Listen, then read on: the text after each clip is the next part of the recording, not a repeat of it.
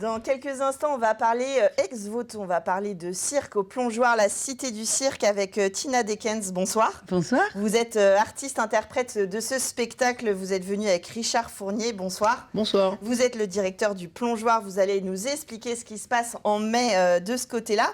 Mais avant, on est parti pour Fercy-sur-Sarthe avec Tom Graffin. Bonsoir. Bonsoir. Vous êtes le créateur de ce festival, les Champs Magnétiques, qu'on va retrouver les 26, 27 et 28 mai prochains.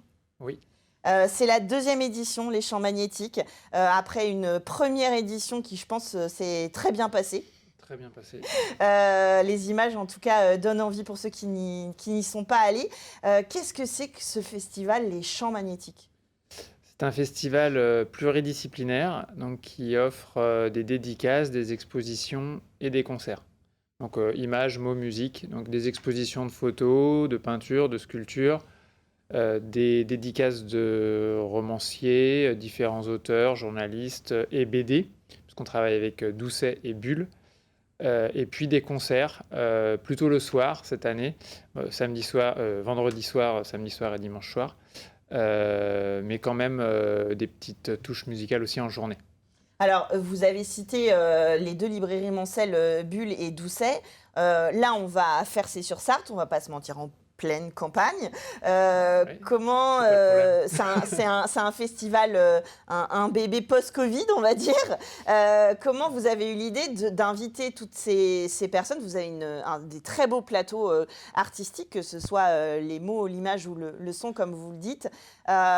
Pourquoi vous avez eu envie d'emmener ces gens-là Enfin, vous n'avez pas sorti le gros aimant, ça n'a pas fonctionné réellement comme ça. Ça c'est l'histoire, mais... Non, c'était pour...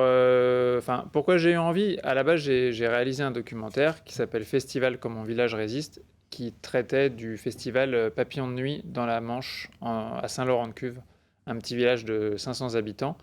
Et comme j'habite un village de 600 habitants, ça m'a donné une idée, évidemment pas avec l'ambition de réunir 85 000 personnes comme le fait Papillon de nuit chaque année, mais plutôt de créer un festival à taille humaine sur un champ qui n'est pas le champ de Coachella ou Woodstock ou les Vieilles Charrues, mais de Fercy-sur-Sarthe et avec quand même un beau plateau, une trentaine d'artistes sur 3 jours. Alors, comment ça a été accueilli, cette première édition, à la fois au niveau du public et puis des habitants de Fercy et des alentours, évidemment ? Ça a été très bien accueilli. Les retours, on a eu d'excellents retours. Moi, le plus important, c'était les retours des artistes qu'on invitait au départ. Même si, évidemment, on le fait pour les festivaliers, mais je voulais absolument que les artistes soient bien, vivent un moment, soient bien accueillis, nous trouvent professionnels, parce qu'on est tous bénévoles, mais trouvent que ce soit professionnel. Et puis évidemment, les festivaliers, et ce fut le cas, et après les festivalières étaient très heureux aussi. Alors, il y a pas mal de Sartois sur le plateau. Alors, on a Pierrick Bourgault qui, justement, est un auteur qui parle beaucoup des cafés et des bistrots de campagne. Donc, le sujet est assez évident. Vous avez choisi des programmations comme ça en lien avec la question de la ruralité ? Alors le plateau littéraire, j'avoue que je délègue beaucoup parce que je peux pas être partout, et notre partenaire Doucet, Marie-Adélaïde Dumont, que vous avez reçue tout à l'heure, je lui ai délégué le plateau littéraire. Donc elle s'en est occupée merveilleusement bien, et c'est elle qui a fait les liens. Et Pierrick Bourgault, qui est d'ailleurs notre parrain de cette édition cette année, effectivement, traite du lien social que tissent les bars, les cafés de campagne. Et ça nous semblait tout à fait cohérent. Mais on essaye toujours de... Par exemple, le plateau cette année, il est très local. Enfin, pas seulement, mais quand même assez local. Et on essaye aussi de mettre en avant un auteur qui n'a jamais fait de festival, un auteur qui va être très habitué des festivals, un photographe qui va faire sa première exposition. C'est des rencontres, en fait. Des photographes professionnels, mais aussi des photographes amateurs. On essaye de créer des rencontres entre artistes, entre public et festivaliers. Et c'est pour ça qu'on voulait quelque chose à taille humaine. On ne voulait pas que ce soit quelque chose où les artistes étaient d'un côté et le public de l'autre. Donc on voulait vraiment quelque chose ça va, c'est notre devise, quoi. Ouais, alors, il y a La Nuit, Dame de Carreau, enfin, il y a des groupes qu'on a l'habitude d'entendre, de voir, d'écouter, de découvrir en Sarthe, et puis des noms voilà, plus ou moins connus. Et l'idée, c'est de faire tout ce mélange-là et de venir à Fercé-sur-Sarthe. Et du coup, là, vous avez tout le village pour vous, et vous pouvez vous étendre. Combien de publics de festivaliers l'année dernière, vous savez? 1400 en 3 jours, à peu près. Donc sur 3 jours, c'était bien. Pour nous, honnêtement, pour une première édition, on était très contents. Et puis voilà, cette année, comme le festival est gratuit, l'année dernière, il y avait une petite entrée, mais on a décidé d'aller au bout de cette proposition d'accès à la culture, aux arts, aux artistes. Donc on a décidé de faire quelque chose de gratuit cette année. Donc venez et voyez. Voilà. Expérimentez, découvrez, allez à la rencontre et buvez quand même à la buvette, parce qu'on sait que c'est une partie, évidemment, pour tous les bénévoles qui créent les festivals, c'est important. Manger, quand le spectacle est gratuit, ça n'est pas possible, il y a forcément quelqu'un qui paye le spectacle, donc n'hésitez pas, on le disait sur le plateau précédent, au chapeau, à la buvette, à la restauration, à l'achat de livres, etc. C'est important, les artistes, ils ont besoin de vivre comme nous aussi, et c'est leur métier, je le rappelle souvent sur le plateau de Culture, que des fois on imagine des choses, et voilà, et c'est important de le dire. En tout cas, merci pour cette belle idée et cette belle programmation. Je vous rappelle, 26, 27 et 28 mai, vous allez à Fercé-sur-Sarthe. Ça a lieu qu'une fois par an là, donc le rendez-vous est pris avec les champs magnétiques, et encore une très belle programmation et de très beaux visuels qu'on a plaisir à accueillir sur notre territoire. Ah oui, un magicien qui a fait qui a gagné Incroyable Talent. Ouais, incroyablement, Antonio le magicien. À Fercé-sur-Sarthe, chez nous, on en est très heureux. Je passe du coq à l'âne. On est en mai, fais ce qu'il te plaît. Richard Fournier, c'est un mois pour se questionner sur le genre et sur l'identité. Et le plongeoir, la Cité du Cirque, participe à cet événement aux côtés de l'université. Oui, c'est un temps fort qu'on a créé l'année passée, un temps fort sur le genre en question, donc qu'on a imaginé l'année passée avec Le Mans Université, qui propose déjà un temps d'échange, notamment avec les lycéens, également une programmation à Ève, scène universitaire. Et puis pour nous, c'est également l'occasion au plongeoir de mobiliser sur ce mois de mai en tout cas un questionnement sur un sujet sociétal important qui est le genre, en tout cas qui est tout ce qui gravite aussi comme questionnement autour, donc de ne pas l'enfermer juste sur une question, mais de travailler ce genre en question et de faire un focus sur au final cette préoccupation sociétale qui est assez prégnante en ce moment, et de se dire que en mai au plongeoir, sur tout ce mois-là, on va discuter de tout ce qui est lié au genre. Alors, Tina Dekens, vous êtes l'artiste du spectacle Ex Ovo, un des spectacles qu'on va pouvoir découvrir, qui est sur la maternité circassienne. Vous, artiste circassienne, la maternité, comme les autres femmes peuvent la vivre, mais aussi le fait d'enfanter en donnant du spectacle. Oui, donc du coup, le spectacle Ex Ovo, c'est une sorte de docu-spectacle.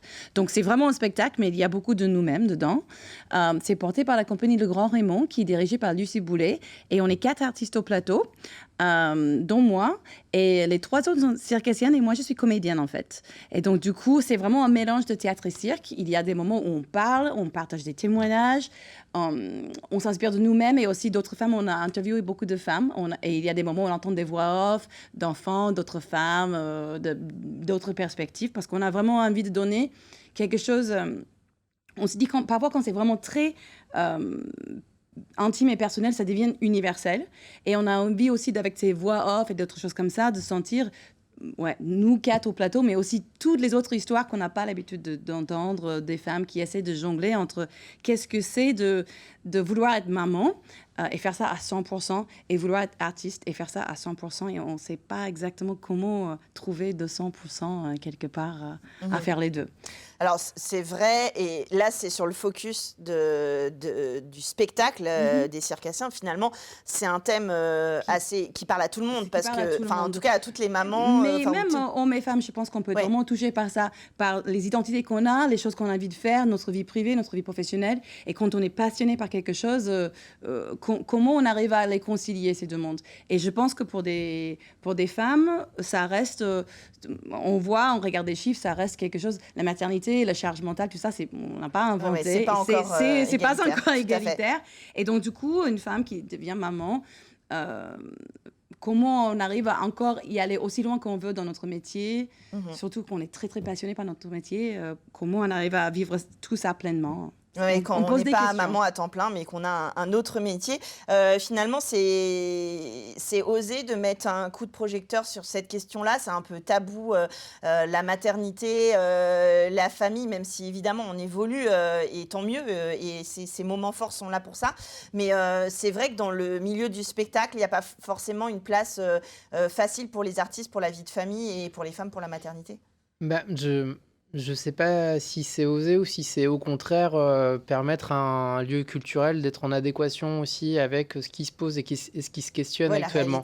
La réalité en fait de la vie quotidienne, c'est-à-dire que donc oui, pour des artistes de cirque, la maternité, la parentalité, c'est quelque chose d'assez particulier, notamment pour les femmes artistes de cirque, avec aussi toutes les transformations dans le corps que ça peut faire, la reprise de spectacle, les entraînements, etc. Ça met aussi, c'est quoi la paternité, comment les hommes ou les femmes peuvent accompagner aussi les enfants de leur conjoint ou de leur conjointe.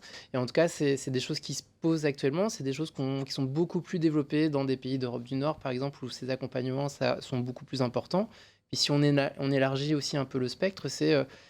comment ces représentations, notamment de genre et autres, comment ils sont posés sur ces questions de maternité, de parentalité, de paternité, comment, en fait, comment ici, nous, en tout cas, au Plongeoir et notamment également à Ève, on retranscrit des préoccupations sociétales qui sont super intéressantes, sur lesquelles on est en train d'avancer. En tout cas, il y a beaucoup de choses qui se réfléchissent actuellement, et du coup, c'est comment on accompagne, en tout cas, et les artistes, et on va dire...